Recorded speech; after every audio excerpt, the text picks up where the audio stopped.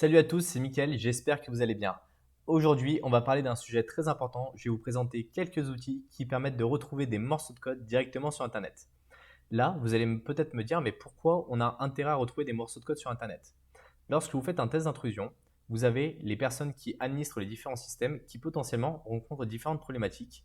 Et donc, elles vont poser ces problématiques directement sur Internet pour essayer de trouver des réponses à leurs questions. La problématique liée à tout ça, c'est souvent qu'en fait, elles embarquent des configurations qui sont très spécifiques et du coup qui vont être directement liées à l'audit que vous allez mener.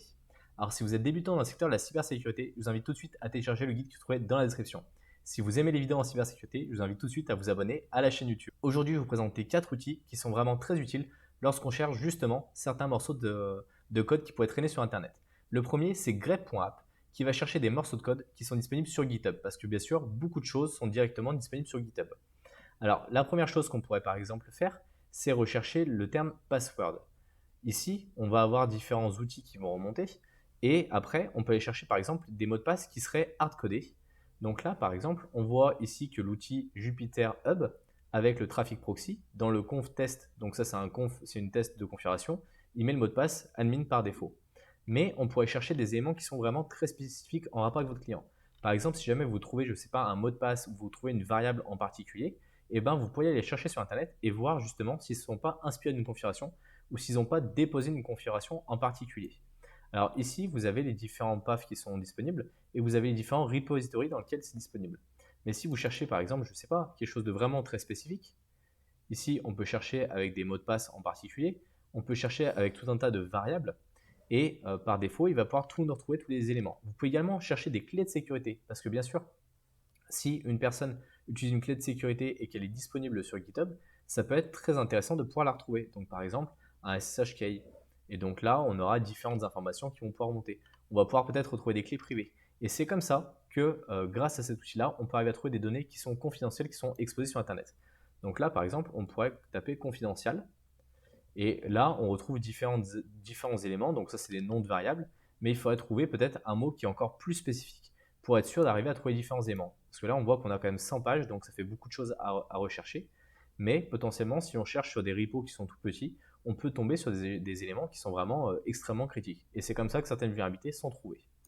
On a également une deuxième application qui s'appelle Search Code, qui est vraiment très intéressante, qui permet cette fois de chercher du code un petit peu de partout sur Internet. Donc si on reprend notre exemple de tout à l'heure avec un password est égal à 1000, qu'on clique sur Search, ici, il va chercher dans les Bitbucket, qui sont souvent des repos qui sont privés, mais certains sont accessibles à plusieurs personnes, dans les GitLab également, dans les Google Code. Donc ça, toutes les personnes souvent qui ont des problématiques, elles vont le mettre sur Google Code. Et là, on peut se retrouver avec des choses qui sont vraiment très critiques. On va retrouver également sur la partie FedEx Project, on va retrouver sur SourceForge, on va retrouver également sur différentes choses. Et là, on peut même sélectionner en fonction de différents langages. Donc là, par exemple, on peut mettre uniquement sur du Python. Et donc, on pourrait trouver tous les projets qui ont des mots de passe, par exemple, qui sont hard-codés. Donc là, on voit que c'est des tests, des vues de test, mais on pourrait trouver également des choses qui sont beaucoup plus spécifiques. Après, si vous trouvez, par exemple, une problématique de sécurité en particulier, après, vous êtes en capacité à chercher des vulnérabilités très spécifiques en mettant des bouts de code, par exemple, qui sont expressément vulnérables pour voir justement s'il n'y a pas des projets qui vont les utiliser directement. Donc après, c'est à vous de voir en fonction du morceau de code que vous tapez. Mais si vous savez qu'il y a une fonction qui est vulnérable dans un produit et que vous voulez chercher tous les produits qui potentiellement embarqueraient cette fonction-là, et ben vous pouvez directement faire la recherche. Donc là, on voit que la recherche n'a pas forcément abouti parce que c'est quand même très spécifique, mais on peut faire des choses qui sont beaucoup plus simples, par exemple avec par exemple cet élément-là. Donc ça, on va juste chercher un identifiant, mais on pourrait chercher d'autres éléments également dans d'autres langages.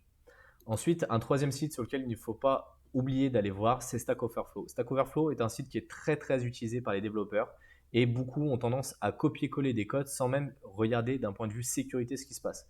Souvent, quand on voit certaines réponses, eh ben, il reste quand même des vulnérabilités. J'ai regardé la dernière fois sur une injection SQL, quelqu'un avait posé un code qui était vulnérable et quelqu'un lui répondait d'utiliser PDO, sauf qu'il l'utilisait mal, donc il laissait encore l'injection SQL.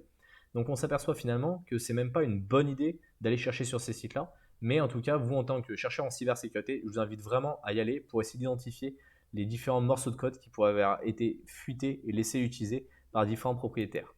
Ensuite, on pourrait parler des Google Docs pendant une vidéo complète, et je pense que je ferai une vidéo complète à ce sujet-là d'ici quelques temps.